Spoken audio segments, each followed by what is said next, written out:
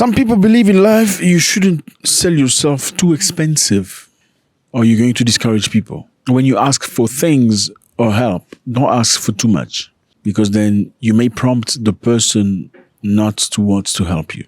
I remember years ago, I was talking to an American investor.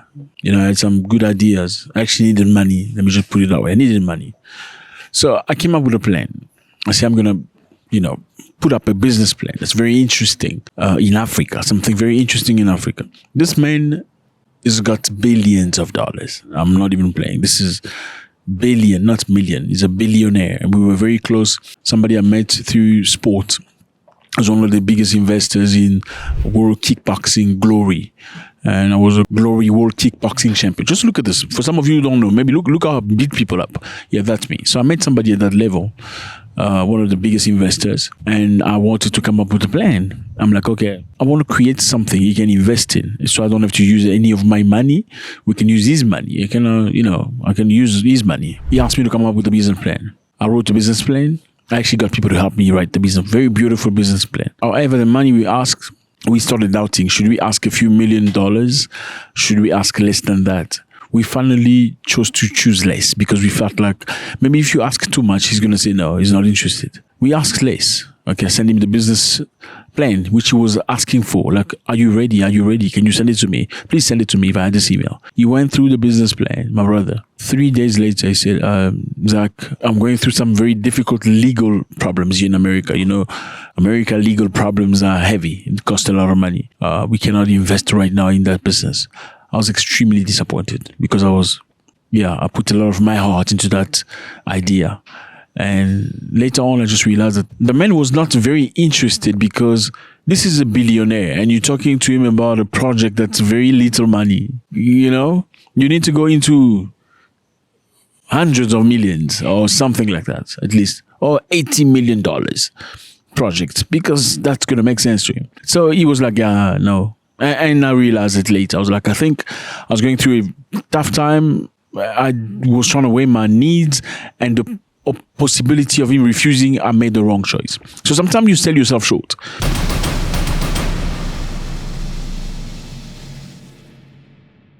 What's up, everybody? I hope you're doing good. It's a beautiful day. Thank you very much for stopping by. You appreciate it. A few weeks ago, Donald Trump came up with an idea of a gold card. It was a plan to give people that want to be American citizen an opportunity to buy the American citizenship. With how much? $5 million. So whoever who has $5 million would have an opportunity to become American. Well, they know what being American brings to somebody's life, but whoever want to be American will therefore have to invest $5 million of his money so he can get an opportunity to become American citizen. I mean, this idea was bashed by many people. A lot of people felt like, why would somebody spend $5 million to become American? What is that for? Like, especially for a black person. America shoot black people. I'm sorry, I'm just telling the truth. Police stop black people in the street. That's why you have Black Lives Matter. Or else you wouldn't have it. Why do you say Black Lives Matter? Because black people are in danger. So why would somebody, especially a black person who's got millions, invest in America like that? Or maybe the treatment a millionaire will take in America, but the police will be different than that of a normal human being. I don't know. Apparently, the project of Donald Trump that was criticized by many people, selling the American citizenship at $5 million, and many people felt like no one was going to buy that, has shocked everybody because they've acquired so many people that have purchased it. We're going to be selling a gold card. You have a green card. This is a gold card. We're going to be putting a price on that card of about $5 million, and that's going to give you green card privileges plus. It's going to be a route to citizenship, and wealthy people will be coming into our country by buying this card. They'll be wealthy, and they'll be successful, and they'll be spending a lot of money and paying a lot of taxes and employing a lot of people. Guess how many people have bought the American citizen or the gold card for $5 million? 1,000 people. Yes, fellas, 1,000 people. This is crazy. Donald Trump gold card visa needs an individual to pay straight $5 million to get U.S. citizenship, while the administration is concentrating on sweeping the illegal ones out. While the program triggering discussion on whether it's too expensive for U.S. citizenship, Commerce Secretary Howard Lutnick said he sold 1,000 gold card a day. He said he sold 1,000 gold card a day, my brother. That's a lot of money. He says there are 37 million people in the world that are capable of spending $5 million to buy that card. And they sold 1,000 per day.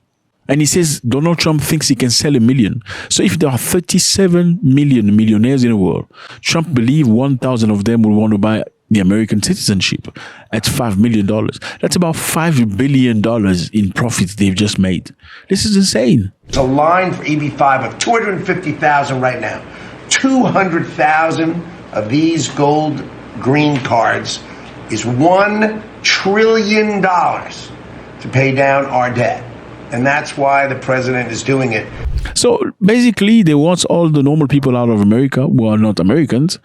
They just want people that have a lot of money to come into America. We're going to end the EB5 program. We're going to replace it with the Trump Gold Card, which is really a green card gold. So they'll be able to pay $5 million to the U.S. government. They'll have to go through vetting, of course. We're going to make sure they're wonderful, world-class global citizens. They can come to America. The president can give them a green card, and they can invest in America, and we can use that money to reduce our deficit. Why do we give out lotteries of green cards? Why do we give out EB5 for green cards? The President of the United States understands that the right answer is, why don't we eliminate the deficit of the United States of America instead? Is that discrimination? Is that bad? Let me know how you feel about that. Fellas, Elon Musk has once again lashed out at South Africa, his country of birth. This is crazy.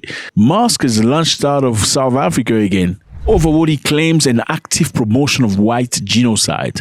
On Twitter, the tech billionaire wrote that the Starlink satellite internet service cannot operate in South Africa because he is not black. We're going to get back to that. So Musk says there are political parties in South Africa that promote genocide of white people. It's crazy stuff. One of these political parties is mentioning is the EFF of Julius Malema on this event. So there is a video where EFF members are shouting, "Kill the Boer." It's a song that they sing in many, many parades. And Elon Musk has said this is a call for genocide against white people. Kill the Boer! The farmer! Kill the Boer! Let me just remind you here, there are a lot of white people that live in South Africa. South Africa is a very multicultural country. White people came to South Africa to stay. In South Africa, you get whites, blacks, Indians, colored. And again, colored in South Africa are not like colored in America. Colored in South Africa are not necessarily black. They are mixed race from people that came from Asia and different other places. They're not 100% black. Colored people in South Africa are okay with being called colored. So that's even fine. It's not even an issue. Now, there are Indian people in South Africa as well. And you may ask yourself, why are the Indians in South Africa? Well, many years ago, they were trying to get Zulu people from the Western Cape to do work for the colonizer. And many Zulu people were very stubborn. They refused to work. Therefore, the colonizer, because they had also took over India, I'm talking about the British, they went to India and brought in many Indian people to come and work in South Africa. After colonization, those Indians remain in South Africa and they live in peace with other races. So Elon Musk said that they're targeting white people. What does this song mean? Let's check what ChatGPT says about the song Kill the Boer. ChatGPT said the rally Musk referred to was held to commemorate the 1960 Sharpeville massacre, where the police killed 69 black South African protesters during what is considered the first and most violent demonstration against apartheid in the country. The old chant Kill the Boer or Kill the Farmer has been a long-standing point of controversy in South Africa. Malema, whose party advocates for eliminating racial economic disparities, has been known to sing it at his rally and considers it part of the country's heritage, despite being found guilty of hate speech over it by the ruling African National Congress. Okay, I think you understand a little bit. Should Malema continue singing Kill the Boer? Because that is a chant they used to sing many, many years ago when many black people were unalived. Should they continue singing it today in 2025? Does it have its space in the geography of today? Or does it sound racist? And therefore, Elon Musk has a point to say that this is genocidal. And the other question is, have white people of South Africa been unalive from somebody hearing a song, Kill the Farmer? Question mark. And now we're going to Ghana. Fellas, Ghana and Morocco have agreed to take a step toward waiving visa requirements. Congratulations. Congratulations. That's very interesting because, just a few moments back, we spoke about Congo DRC with Tanzania that waived the visas, allowing each other to travel to the next countries without no visa. That's beautiful to see that Africans can accept each other in that manner. Well, Ghana is right here on the map. Look at Morocco. Well, Ghana and Morocco have agreed, no more visa for all travelers between the two countries. They have moved into strengthening diplomatic and economic ties. This is beautiful to see two African countries coming together. Ghanaian Foreign Affairs Minister Samuel Ekudzetu Ablawa announced that the agreement will be submitted to both parliament for ramification in the coming weeks. The two nations have also committed to expanding cooperation in agribusiness, tourism, security, following discussion between Akraba, Morocco ambassador to Ghana, Iman Odli. This is beautiful to see. Beautiful to see. Okay, let me put some salt in the story, okay? It's not necessarily a beautiful story, not all the time. Some people believe that many of these countries you see on the map, Northern Africa, we're talking about Algeria, Morocco, Tunisia, all these other countries, don't necessarily consider themselves black people, okay? They don't necessarily consider themselves Africans, for that matter. They perceive themselves more like Arabs than Africans. I mean, look at them. Look at the skin color and complexion. They are a little bit different, right? If not a lot.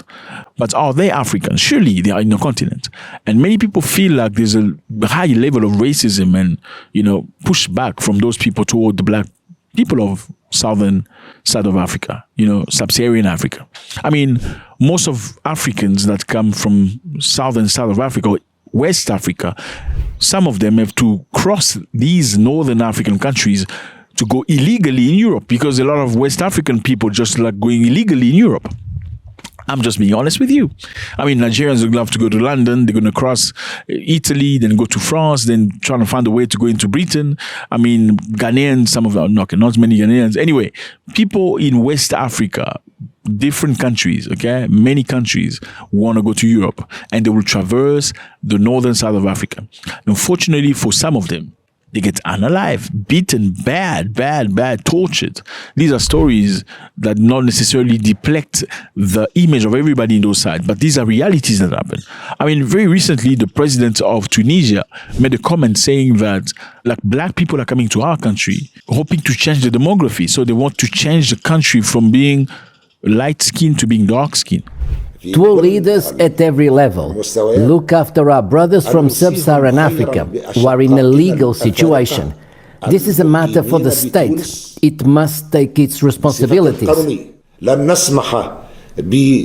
is no question of allowing anyone in an illegal situation to stay in Tunisia. There is a state and the institutions. I mean, that was crazy. Many people got very upset about that. The very next day, what we saw was people in the streets in Tunisia beating up some of the black people, and even the police arresting black people and sending them to the desert. So there's a lot of talk about that subject. Just because people don't talk about it doesn't mean it doesn't exist. And we should be able to express ourselves. Be open. This is not my view. This is what's being said all across internet. You can go double check that. That many people in northern side of Africa don't perceive themselves as African. They see themselves more like Arabs than Africans, and they look down on sub-Saharan Africans. Now, is this a reflection of all northern African people? Absolutely not. Is this a reflection of all Moroccans? Absolutely not. I've met very, very, very good Moroccans. I'm friends with some Moroccans, and they've never expressed themselves to me in a way that suggests that they look at me as an inferior human being. Sometimes people tend to have a complex. Sometimes people tend to consider themselves as inferior. Therefore, you start showing these appearances.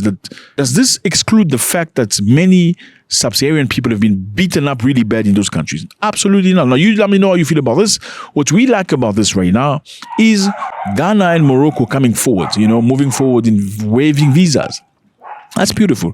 So that's number one, shows you that Morocco trusts Ghana. They feel like Ghanaians are not going to come to Morocco trying to cross into Europe, right? Because Morocco has agreement with some of these European countries. I believe Italy pays Morocco some money to prevent sub-Saharan people from crossing there.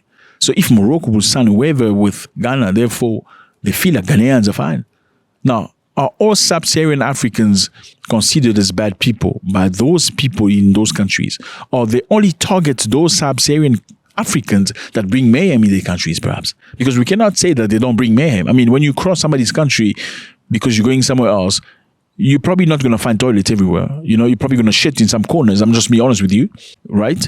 Because you feel embarrassed to ask somebody who doesn't know you to give you space where you can go shit. I'm just being honest with you. And people from the country will not like it.